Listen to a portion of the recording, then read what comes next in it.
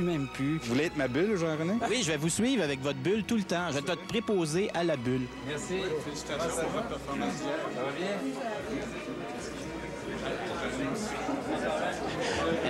C'est pas facile avec votre garde du corps. C'est pas vous approcher vers Merci. Salut, René. Bonjour. Ils auraient dû faire leur phylactère complètement vide, blanc, c'est sûr. Puis que le monde puisse même, tu mets un petit crayon avec une corde à côté, puis le monde peut marquer ce qu'ils veulent dans le phylactère. Fait que comme ça, le Parti libéral pourrait après ça faire le tour de toutes les villes, de tous les comtés, et voir c'est quoi que le monde pense, c'est quoi que le monde veut que les candidats disent. Ça serait bien. Jean-René, au revoir. Oui, je pense que je vais la donner à votre garde du corps. Ça va être plus simple. Il est tout le temps plus proche de vous. C'est une bonne idée. OK. On prend ça précieusement. OK. Alors, vous vous promenez avec M. Charest, vous promenez tout le temps la bulle. Est-ce que c'est correct? Parfait. Oui. Mission accomplie. Le saviez-vous? La candidate libérale dans le comté de Fabre n'a aucune idée dans quel parti politique elle est. Je me présente, je suis Michèle Courchaine, candidate libérale dans le comté de Fabre. Je suis très enthousiaste de participer aujourd'hui au dévoilement du programme culturel du Parti québécois. Le Parti québécois... Excusez, le Parti libéral du Québec, je m'excuse. Le Parti libéral du Québec... C'est une bonne clip, ça. S'il vous plaît.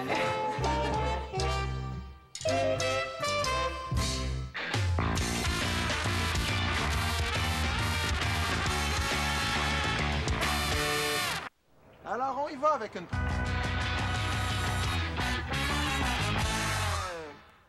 Voici quelques minutes de tentative de conciliation travail-famille avec Jean-René Dufort, Joseph Facal et leurs enfants. On y fait des babayes? On fait des babayes. Avec nous, la semaine de 4 jours sera une réalité à partir du 1er janvier prochain. Ministre, à 4 jours semaine, c'est impossible.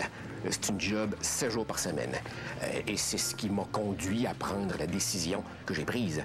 Je propose des congés flottants qui sont plus réalistes et plus adaptés à la réalité que la semaine de 4 jours. Qu'il y ait des congés flottants ou pas, quand l'enfant est à la garderie et qu'on vous appelle pour vous dire venez le chercher, vous n'avez pas le choix. Vous devez de toute manière y aller. Non, je pense qu'il y a certaines jobs... T'as besoin d'un mouchoir. T'as besoin d'un mouchoir, mon grand. Je voulais savoir, est-ce que vos enfants, peut-être pas Mathilde, savent que vous êtes ministre, vous avez une job qui n'est pas comme les autres papas? Oui, ils le savent. C'est une job, c'est assez dur de leur expliquer.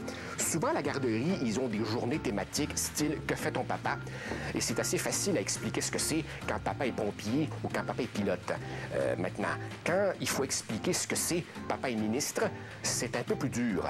Sauf qu'évidemment, de temps en temps, ils me voient à la télévision. Là, ce qui est comique, évidemment, c'est quand je suis dans le salon, sur le sofa avec eux, et qu'en même temps, ils me voient à la télévision, puis en même temps, je suis à côté d'eux. Là, ils comprennent pas trop, là. T'sais, le monsieur dans la boîte est en même temps assis à côté d'eux. L'aide aux devoirs, c'est plein de bon sens. La semaine classique, c'est de partir le mardi matin très, très tôt au lieu de partir le lundi soir pour essayer de passer une nuit de plus à la maison. Après ça, c'est d'essayer de revenir le jeudi en milieu d'après-midi au lieu du jeudi soir. Et c'est aussi, la fin de semaine, dire non à un certain nombre d'invitations auxquelles la plupart des députés diraient oui pour essayer justement de passer du temps à la maison. Alors là, c'est bien du téléphone, puis bien des « quand est-ce que tu reviens? » OK. Je parle de cette question comme premier ministre, bien sûr, mais aussi comme père et comme grand-père. La vie familiale, c'est ma vie. J'ai comme l'impression que le fait qu'il y ait de plus en plus de femmes en politique va aider. Mais encore une fois, c'est des progrès qui vont se faire super lentement. Tu sais, il n'y a même pas de garderie au Parlement. Il n'y a pas que la politique dans la vie. J'ai pris cette décision-là pour être plus souvent à la maison. Maintenant que j'en ai l'occasion, j'en profite. Hein. Tu sais, je prépare les repas le soir. Là. Quand ma blonde arrive, souvent, généralement, c'est prêt. Tu sais, c'est peut-être des fois un peu moins bon que quand c'est elle, là, mais je fais mon possible. Un petit bec en dernier? Notre petit bec. Un petit bec? Tu lui donnes un petit bec, Matou? Ouais, un petit bec. Oh. Un autre. Comme ça, embrasser les gars. Oui. Oui. J'ai une excellente nouvelle pour vous au sujet de l'intégrité intellectuelle de vos candidats. Seuls les êtres humains peuvent se présenter aux élections provinciales. Nous l'avons appris de cette manière. Voici Mumba, sympathique gorille du zoo de Grimby. Mumba est déprimé ces temps-ci parce que ça va mal au zoo de Grimby. Il y a des bâtiments comme ce qu'on a derrière qui datent de 40, 50 ans ici. C'est inacceptable pour une attraction touristique qui reçoit 500 000 visiteurs par année d'avoir de si mauvais équipements. Mumba a donc besoin d'argent et j'ai décidé de l'aider en l'inscrivant comme candidat indépendant dans Sherbrooke en me disant que contre Jean Charest, il aurait peut-être une chance de l'emporter. J'ai donc monopolisé la totalité de l'équipe Infoman afin de recueillir les 100 signatures nécessaires à la candidature de Mumba dans Sherbrooke qui débouchera certainement sur un salaire annuel de député de 77 000 $. Fort de l'appui des Sherbrookois, je me suis rendu déposer la candidature de Mumba au directeur du scrutin de Sherbrooke, là où 74 % de la population a dit oui à Anassine. Tout devrait y être.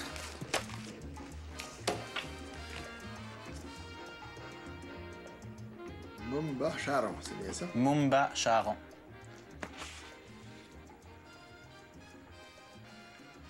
Bon. International Pedigree for the... Qu'est-ce que ça veut dire? Ben, c'est son certificat de naissance. For the gorilla, c'est que ça veut dire, ça? C'est un gorille. Je vous jure, il est citoyen canadien depuis le 25 juillet 1961, zoo de Grimby.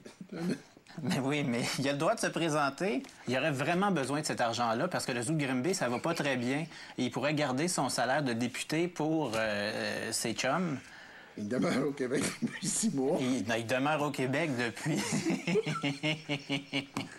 Il n'y a pas d'empêchement en cause d'une condamnation judiciaire. Il n'a jamais été condamné.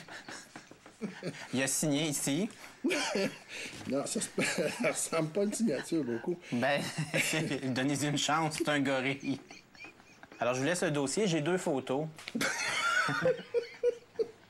J'ai hâte de voir ce que ça va donner. Et je vous promets de mener une campagne juste et équitable. Ah.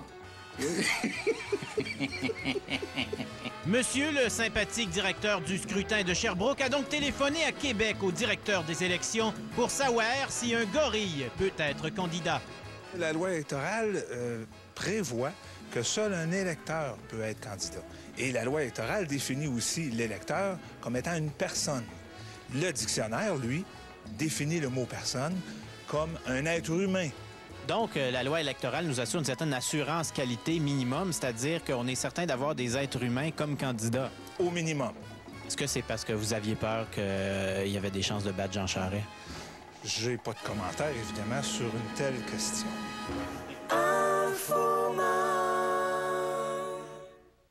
Allô? Non, je suis le Blase, là. Là, tu m'as dit poulet surgelé pas cher. Là, il y a full surgelé, il n'y a rien de cher. Je te dis, il y a poulet.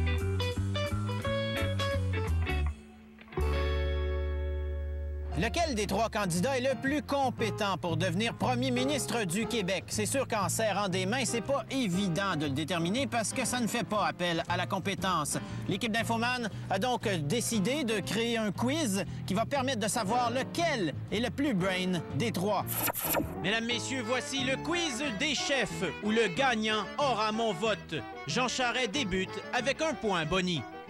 Vous êtes le seul qui m'avait envoyé une carte de Noël des 3 candidats. C'était une erreur. Ah. Économie et finances. Combien coûte une livre de beurre?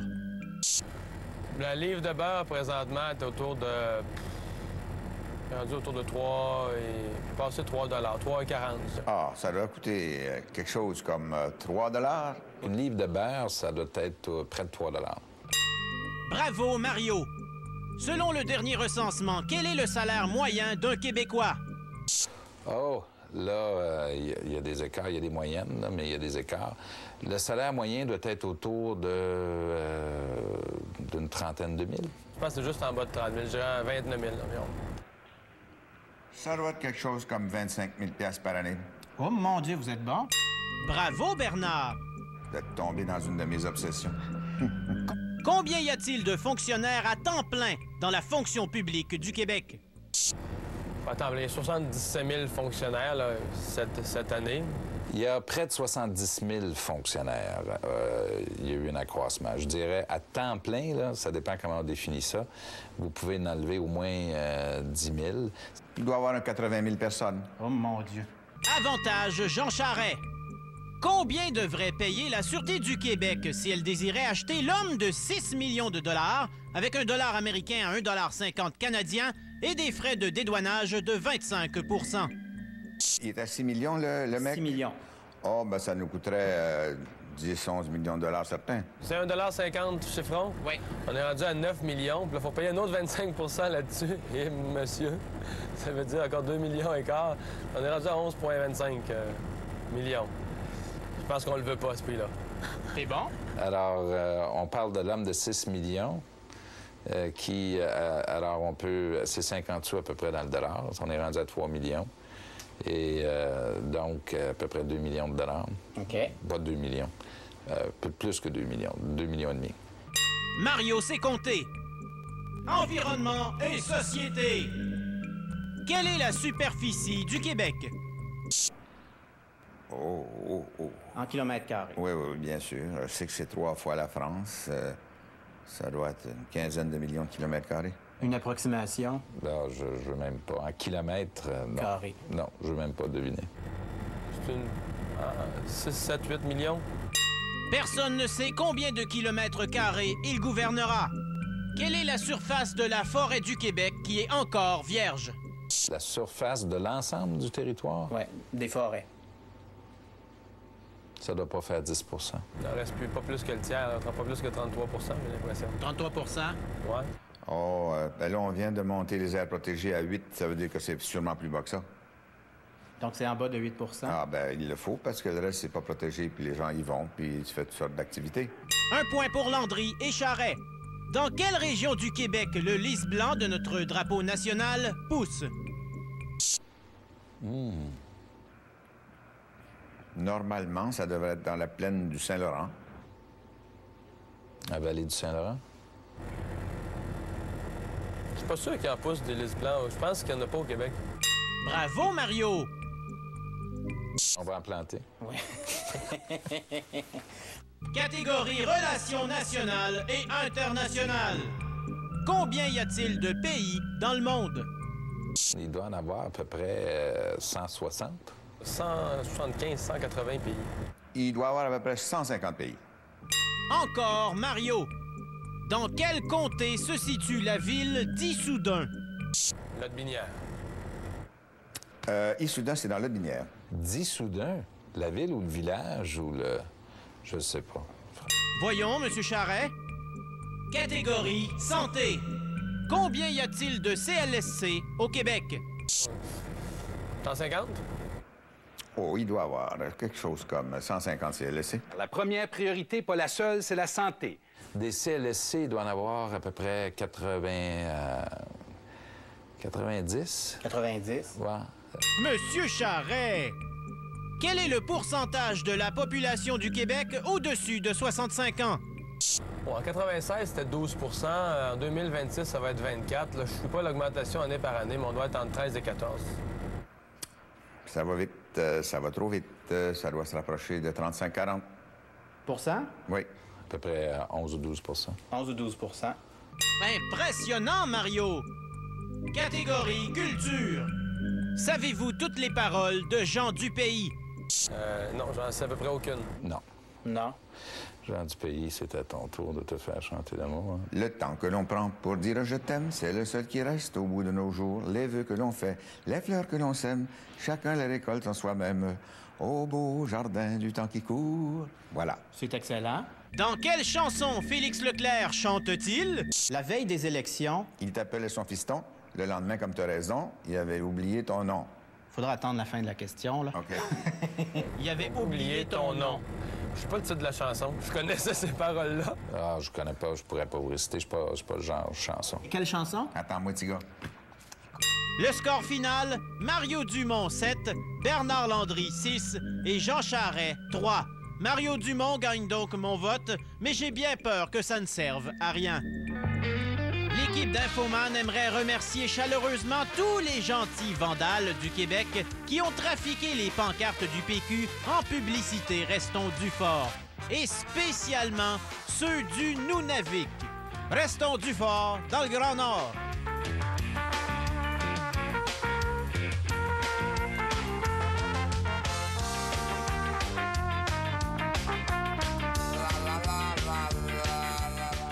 Un joli cadeau pour vous, Jean-René. Voilà. Mon Dieu, je suis ému. Quand on est du fort, on reste du fort.